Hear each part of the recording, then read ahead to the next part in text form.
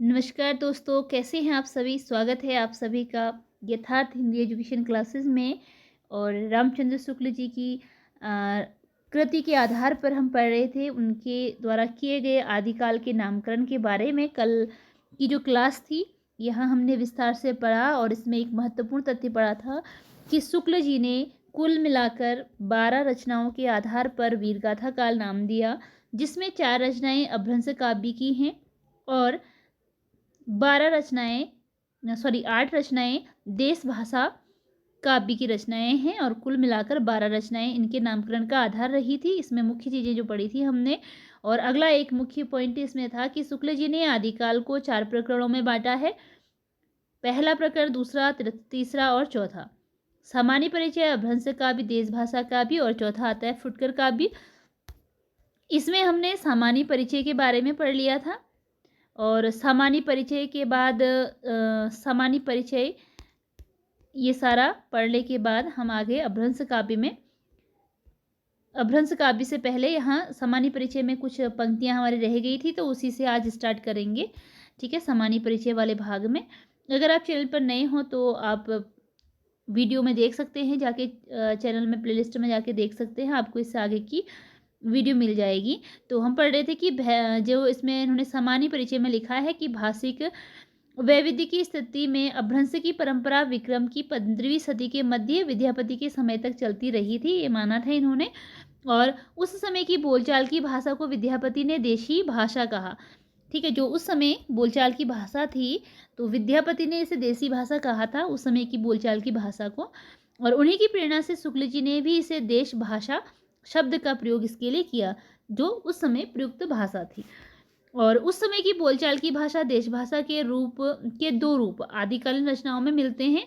वे कौन कौन से थे कि एक तो प्राकृतिक की रूढ़ियों से बहुत कुछ मुक्त और पूरी तरह मुक्त।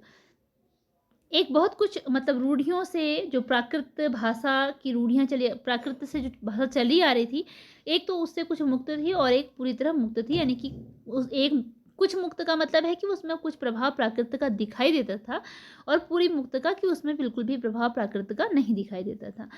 अमीर खुसरो और विद्यापति की भाषा प्राकृतिक की रूढ़ियों से मुक्त है और देश भाषा की अन्य रचनाओं पर प्राकृतिक की रूढ़ियों का थोड़ा बहुत प्रभाव दृष्टिगोचर होता है, थोड़ा बहुत प्रभाव।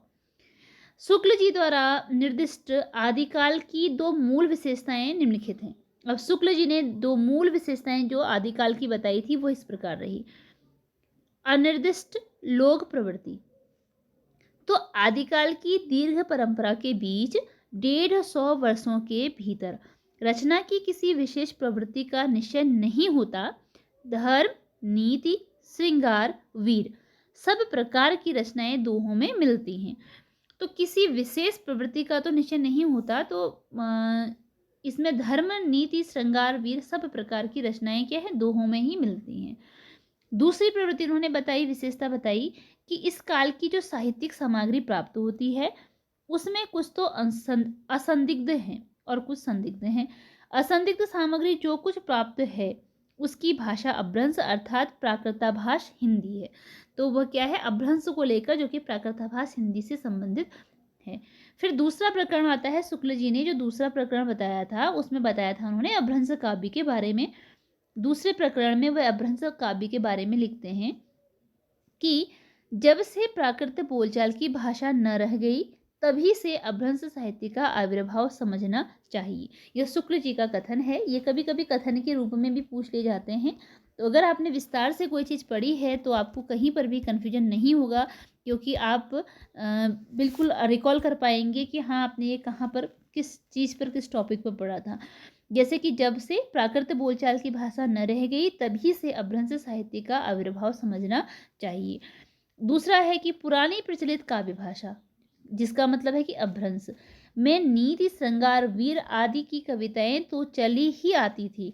जैन और बौद्ध धर्माचार्य अपने मतों की रक्षा और प्रचार के लिए भी उसमें उपदेश आदि की रचना करते थे। तो यह अगला पॉइंट है, प्राकृत से बिगड़कर जो रूप बोलचाल की भाषा ने ग्रहण किया वह भी आगे चलकर कुछ पुराना पड़ गया और काव्य रचना के लिए रूढ़ हो गया। अभ्रंश नाम उसी समय से चला। जब तक भाषा बोलचाल में थी, तब तक वह भाषा का देश भाषा या देश भाषा ही कहलाती रही। जब वह भी साहित्य की भाषा हो गई, तब उसके लिए अपभ्रंश शब्द का व्यवहार होने लगा। अब आगे है अपभ्रंश के नाम का इतिहास। इस प्रकार है कि अपभ्रंश के नाम का इतिहास किस प्रकार है। पहला इसमें पॉइंट आता है कि भरत मुनि ने अपभ्रंश नाम ना देकर देश भाषा ही कहा है। भरत मुनि के द्वारा भी इसे अपभ्रंश भाषा न कहकर क्या कहा गया है, देश भाषा का भी कहा है। वरुचि के प्राकृत प्रकाश में उल्लेख नहीं है, और वरुचि के प्राकृत प्रकाश में कहीं पर भी इस भाषा का उल्लेख नहीं मिलता है। अपभ्रंश नाम पहले पहल बल्लभी के राजा धारसेन द्वितीय के शिलालेख में मिलता है। और अपभ्रंश का नाम, अगर आपके पास एक पॉइंट, मुख्य पॉइंट ये है कि जो अपभ्रंश शब्द है, जो अपभ्रंश नाम हम भाषा के लिए पढ़ते हैं, वो सबसे पहले हमें मिलता है धारसेन द्वितीय, बल्लभी के जो राजा धारसेन द्वितीय थे उनके शिलालेख में सबसे पहले। ठीक है, पहले पहल यानी कि सबसे पहले, जिसमें उसने अपने पिता गुहसेन विक्रम संवत 650 के पहले का जो रहा को संस्कृत, प्राकृत और अपभ्रंश तीनों का कवि कहा है। देखिए अब उसके रचना में भी किस प्रकार मिलता है, क्योंकि धारसेन ने अपने जो धारसेन द्वितीय ने जो शिलालेख था उसका, उस शिलालेख में क्या कहा, अपने पिता को संस्कृत, प्राकृत और अपभ्रंश इन तीनों का कवि कहा। इस रूप में अपभ्रंश का सबसे पहले धारसेन द्वितीय के शिलालेख में वर्णन मिला, इस रूप में कि उसने अपने पिता को इनका कवि कहा, तीनों का। भामह ने तीनों भाषाओं का उल्लेख किया है, उसके बाद भामह ने भी इन भाषाओं का उल्लेख किया है। बाण ने हर्षचरित में संस्कृत कवियों के साथ भाषा कवियों का भी उल्लेख किया है, और बाण ने जो अपनी रचना, उनकी रचना हर्षचरित थी, उसमें संस्कृत कवियों के साथ भाषा कवियों का भी उल्लेख किया है। फिर आता है अगला पॉइंट कि जैन सिद्धों और नाथों का वर्णन इसी प्रकरण में किया गया है, किंतु शुक्ल जी की स्पष्ट मान्यता है। अब जैन सिद्धों और नाथों का वर्णन इसी प्रकरण में किया गया है, इनका वर्णन तो किया गया है, ठीक है, इसी प्रकरण में किया है, लेकिन उनकी स्पष्ट मान्यता क्या थी कि अपभ्रंश की पुस्तकों में कई तो जैनों के धर्म तत्व निरूपण ग्रंथ हैं जो साहित्य की कोटि में नहीं आते हैं।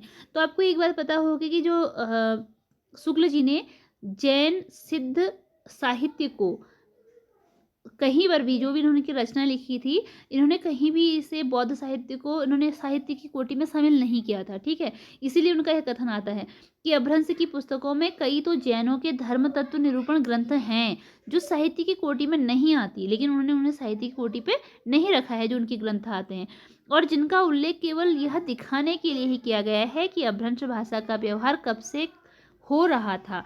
अब इन्होंने इसका वर्णन केवल इसलिए किया है, केवल यह दिखाने के लिए कि अपभ्रंश भाषा का वर्णन कब से हो रहा था, यानी कि इस समय में होने लगा था अपभ्रंश भाषा का, लेकिन वो उस साहित्य को साहित्य की कोटि में नहीं रखते हैं। जो जैन बौद्धों का जो धर्म ग्रंथ जो थे, उन्हें साहित्य की कोटि में बिल्कुल भी शुक्ल जी के द्वारा नहीं रखा गया है।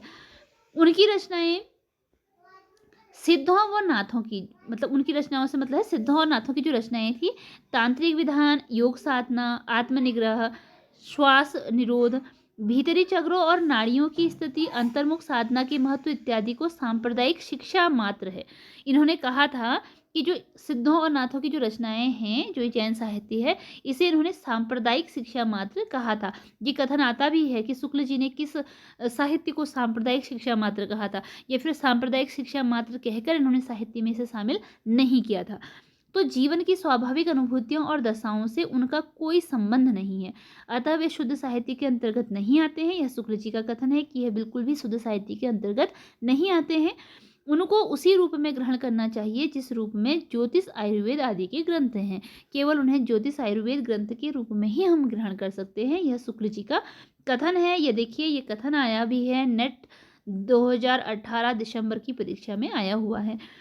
अगला है, सिद्धों व नाथों की रचनाओं का वर्णन दो कारणों से किया है, भाषा और सांप्रदायिक प्रवृत्ति और उसके संस्कार की परंपरा। तो कबीर आदि संतों को नाथपंथियों ने जिस प्रकार साखी और बानी शब्द मिले, उसी प्रकार साखी और बानी के लिए बहुत कुछ सामग्री और सुधक्कड़ी भाषा भी अगला पॉइंट है जैन सिद्ध और नाथों के अलावा अपभ्रंश के सामान्य साहित्य की सामग्री का उल्लेख उनके संग्रहकर्ताओं और रचयिताओं के इस क्रम से किया गया है। तो उनका क्रम क्या रहा कि जैन और सिद्धनाथों के अलावा जो अपभ्रंश के सामान्य साहित्य की सामग्री का जो उल्लेख करते थे, उनके संग्रहकर्ताओं और रचयिताओं के इस क्रम से किया गया है। हेमचंद्र, सोमप्रभ सूरी, जैनाचारी मेरुतंग, विद्याधर, सारंगधर, हमीर रासो की जिन्होंने रचना की, और विद्यापति की कीर्तिलता और कीर्तिपता का। फिर है जैन ग्रंथकारों में देवसेन ग्रंथ जिसका नाम था सावकाचार, और दब्ब सहाव पयास भी इनके ग्रंथ का नाम है, द्रव्य स्वभाव प्रकाश, और पुष्यदंत ग्रंथ आदि पुराण और उत्तर पुराण का ही उल्लेख शुक्ल जी ने किया है। केवल इनका ही जैन ग्रंथकारों में केवल इन्हीं रचनाओं का उन्होंने उल्लेख किया है, इनका वर्णन किया है यहाँ और यहाँ। इसके अतिरिक्त पीछे की परंपरा के उदाहरण स्वरूप श्रुति पंचमी कथा, योगसार, जसहरचर्यु और अणय कुमारचर्यु का नाम भर लिया है, केवल इनका नाम लिया है, बाकी इसका कोई भी वर्णन उल्लेख नहीं किया है।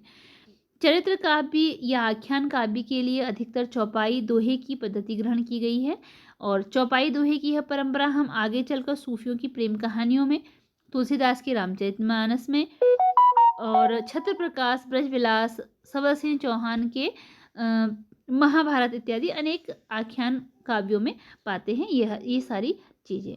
तो ये हमने पढ़ा अपभ्रंश काव्य के बारे में। इसके आगे आता है सिद्ध के बारे में। ठीक है, तो सिद्ध के देखिए, सिद्ध जो थे इसमें, हालांकि इन्होंने इसे काव्य में शामिल तो नहीं किया है, इनमें के बारे में है कि बौद्ध धर्म ने धीरे धीरे तांत्रिक रूप धारण कर लिया था। तब उसमें 5 तिहाई बुद्धा और उसकी शक्तियों के अतिरिक्त अनेक बोधिसत्वों की भावना की गई, और जो सृष्टि का परिचालन करते हैं।